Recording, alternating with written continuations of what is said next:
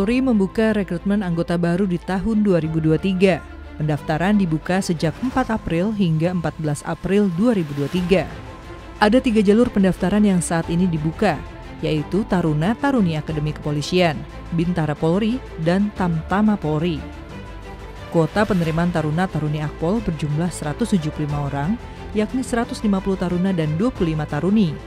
Bintara Polri berjumlah 11.531 orang, yang terdiri dari 10.529 bintara polisi tugas umum dan Bakomsus pria, 402 orang bintara PTU dan Bakomsus wanita, 500 orang bintara Brimob, dan 100 orang bintara pelair.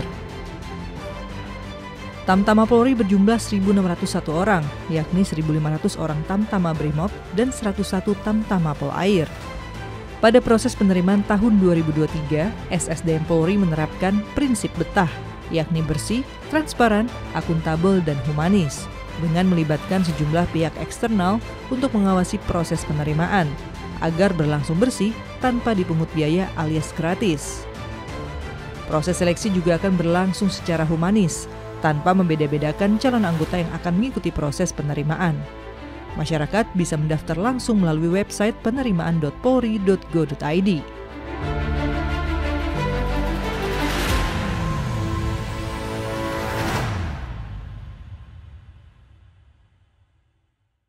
Baik, halo Sobat Polri, kembali lagi dalam Dialog Presisi dan kali ini bersama dengan saya Ibda Ines.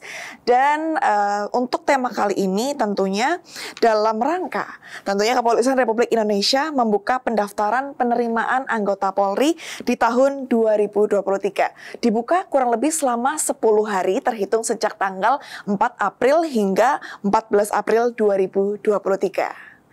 Dan sudah hadir di tengah-tengah kita, beliau adalah Karo Dalpers SSDM Polri, Brigadir Jenderal Polisi Nurworo Danang SIK. Selamat datang, Jenderal. Terima kasih. Assalamualaikum warahmatullahi wabarakatuh. Waalaikumsalam warahmatullahi wabarakatuh. Apa kabar, Jenderal? Alhamdulillah, kabar baik. Alhamdulillah. Tadi sudah saya sampaikan untuk tema kita dalam Dialog Presisi kali ini adalah mengenai penerimaan anggota Polri di tahun 2023. Dan kalau kita mereview ke belakang, Jenderal, mohon izin, beberapa waktu lalu Presiden Republik Indonesia menyampaikan pentingnya mengenai SDM unggul dalam mewujudkan Indonesia maju dan memerintahkan tentunya seluruh kementerian lembaga termasuk Polri di dalamnya untuk menindaklanjuti hal tersebut.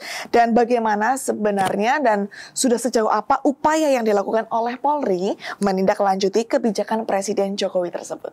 Oke, terima kasih. Bisa saya jelaskan bahwa Bapak Kapolri menindaklanjuti kebijakan Presiden Republik Indonesia dengan mengeluarkan kebijakan transformasi menuju Polri yang presisi, yaitu prediktif, responsibilitas, dan transformasi berkeadilan melalui 16 program prioritas Kapolri yang salah satunya poin 3, yaitu menjadikan SDM Polri yang unggul di era Polis 4.0. dengan memanfaatkan teknologi dalam proses penerimaan anggota Polri, serta dengan kegiatan antara lain yang pertama adalah peningkatan kualitas dan kuantitas SDM Polri menuju era Polis 4.0, kemudian yang kedua adalah peningkatan sistem manajemen karir berbasis kinerja, kemudian yang ketiga adalah perluasan kerjasama pendidikan di dalam dan luar negeri, kemudian yang keempat adalah pengelolaan SDM yang unggul, yang humanis, dan yang terakhir adalah peningkatan kesejahteraan pegawai Polri. Ini adalah bagian dari tindak lanjut kebijakan Presiden oleh Bapak Kapolri. Siap. Kemudian kembali lagi kepada topik kita mengenai penerimaan anggota Polri. Jadi maksud dari penerimaan anggota Polri di tahun 2023 itu seperti apa, Jenderal? Ya, bisa kami jelaskan bahwa sesuai dengan tata cara penerimaan anggota Polri yang diatur dalam Peraturan Kapolri nomor 10 tahun 2016, di mana yang dimaksud penerimaan calon anggota Polri adalah segala sesuatu proses secara sistematis dengan mencari, memilih, dan menyeleksi calon anggota Polri yang memenuhi syarat untuk dijadikan anggota Polri yang unggul dan berkualitas yang dilaksanakan dengan prinsip betah, yaitu prinsip bersih, transparan, akuntabel, dan humanis.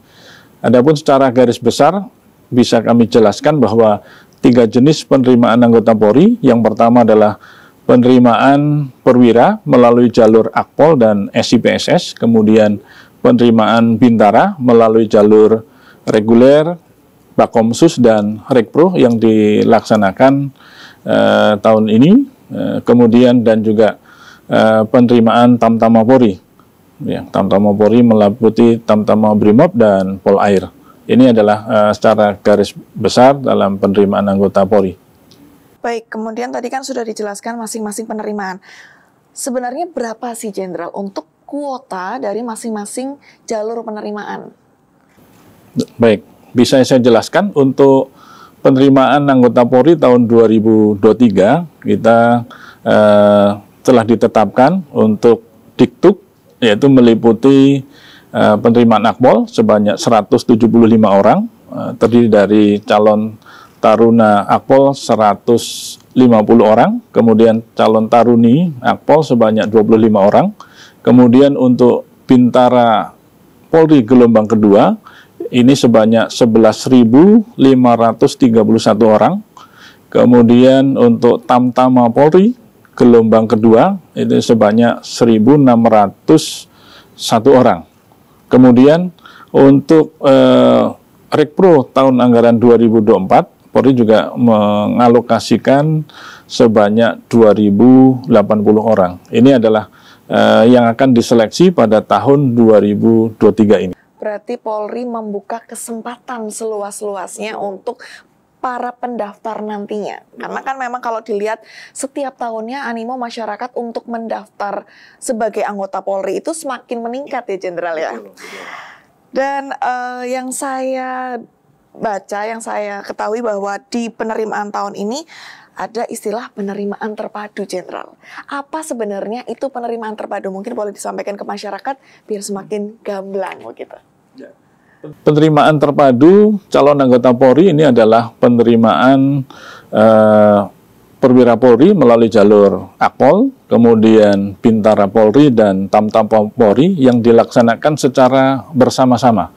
Dalam proses dilaksanakan secara terpadu bagi calon peserta yang mau mendaftar bisa mendaftar melalui online sesuai dengan minat dan background latar belakang pendidikan maupun ijazahnya, sehingga peserta nanti mendaftar secara online, kemudian proses seleksinya bersama-sama dan juga nanti dilaksanakan oleh panitia yang bersama secara terpadu. Inilah yang dikatakan secara terpadu, yaitu bersamaan waktunya dan dilaksanakan oleh panitia yang bersama-sama. Jadi otomatis juga karena dilaksanakannya secara bersama-sama, otomatis juga meminimalisir kalau orang beranggapan di sana itu ada kecurangan dan lain sebagainya, juga itu bisa meminimalisir ya Jenderal. Betul.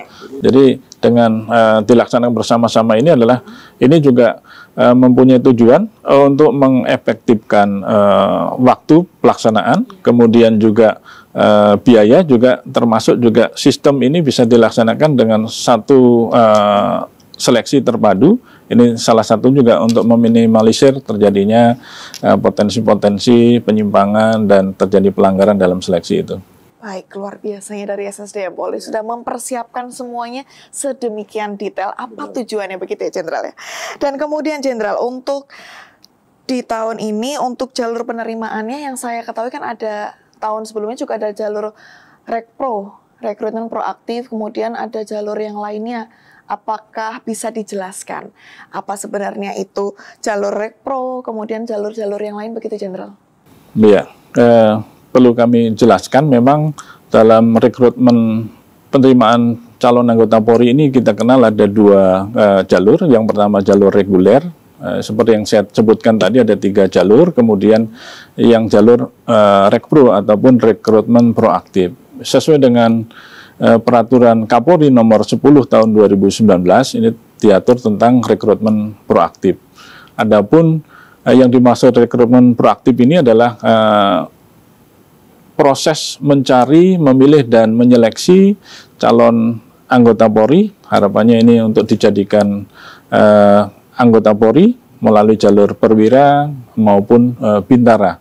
Adapun kategori jalur rekrutmen proaktif ini bisa saya jelaskan, yang terdiri dari yang pertama adalah tindakan penguatan atau affirmative action, di mana rekrutmen untuk affirmative action ini dikhususkan bagi para peserta yang tinggal di pulau-pulau kecil dan terluar.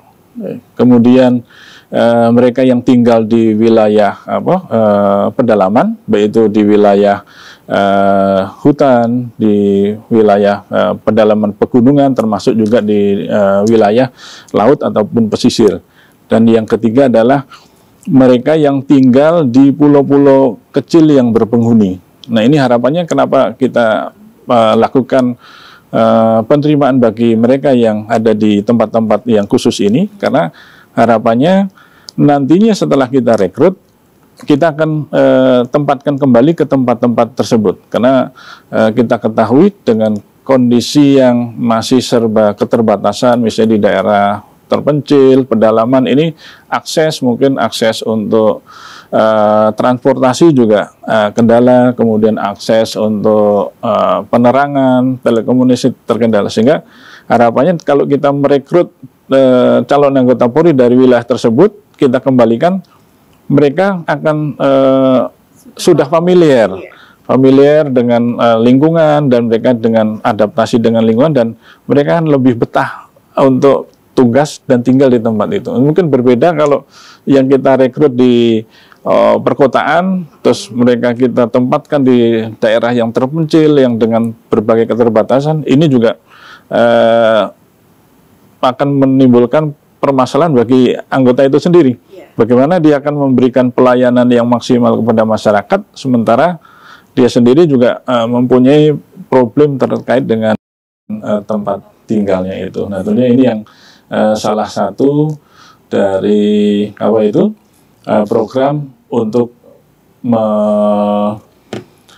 mengatasi problem-problem itu.